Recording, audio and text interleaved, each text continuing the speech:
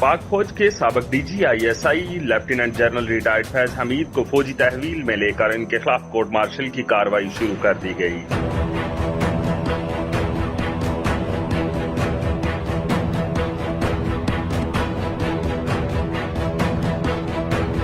दरख्वास्त गजार को 4 करोड़ नकद अदा करने और कुछ महीनों के लिए एक निजी चैनल आप टीवी नेटवर्क को स्पॉन्सर करने पर मजबूर।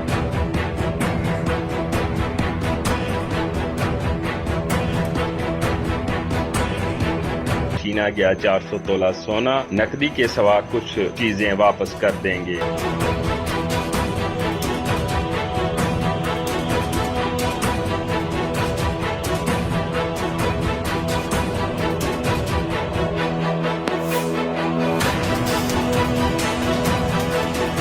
पाक फौज के साबिक DGISI lieutenant general retired Faiz Hamid को फौजी तहवील में लेकर इनके खिलाफ कोर्ट मार्शल की कार्रवाई शुरू कर दी गई। पाकिस्तान आर्मी के शोबा तल्लुकात आमा की जानिब से जारी करदा बयान के मुताबिक सुप्रीम कोर्ट ऑफ पाकिस्तान के अहकामात पर टॉप सिटी केस में lieutenant general retired Faiz Hamid के खिलाफ शिकायत के अजाले के लिए पाक फौज की जानिब से तफसीली तहकीकात की गयी। तहकीकात के बाद lieutenant general retired Faiz Hamid के खिलाफ पाकिस्तान आर्मी एक्ट के तहत मुनासिब तादीबी कार्रवाई का आगाज कर दिया गया।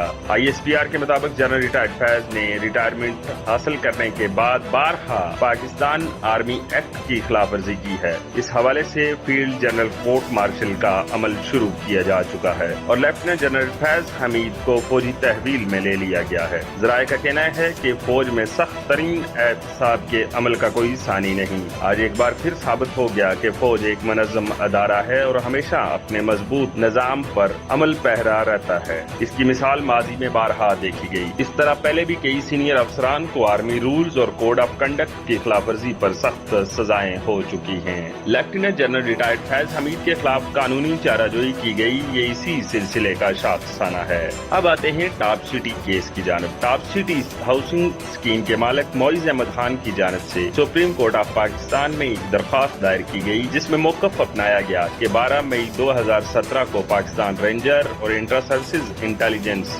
ISI के एहलकारों ने दहशत गर्दी के एक मुबैना केस के सिलसिले में टॉप सिटी के दफ्तर और मोइज खान की रिहायशगाह पर छापा मारकर सोने और हीरों के जेवरात और रकम समेत कई कीमती सामान लूट लिया। दरख्वास्त में मजीद कहा गया कि lieutenant general retired Faiz Hamid के भाई सरदार नजफ ने सालसी की और मसला हल कराने की कोशिश की। बरीयत के बाद जनरल रिटायर्ड फैज हमीद ने मोइज खान से उनके कजन के जरिए मुलाकात का बंदोबस्त करने के लिए राब्ता किया, जो कि फौज में एक ब्रिगेडियर हैं। दरख्वास्त में दावा किया गया कि मुलाकात के दौरान जनरल रिटायर्ड फैज हमीद ने दरख्वास्त गुजार को कहा कि वो छापे के दौरान छीना गया 400 तोला सोना, नकदी के सिवा कुछ चीजें वापस कर देंगे। दरख्वास्त में कहा गया कि ISI के रिटायर्ड ब्रिगेडियर नईम फखर और रिटायर्ड ब्रिगेडियर गफ्फार ने मुबैना तौर पर दरख्वास्त गुजार को 4 करोड़ नकद अदा करने और कुछ महीनों के लिए एक निजी चैनल आप टीवी नेटवर्क को स्पॉन्सर करने पर मजबूर किया। दरख्वास्त के मुताबिक ISI के साबिक ओहदेदारान इर्तजा हारून,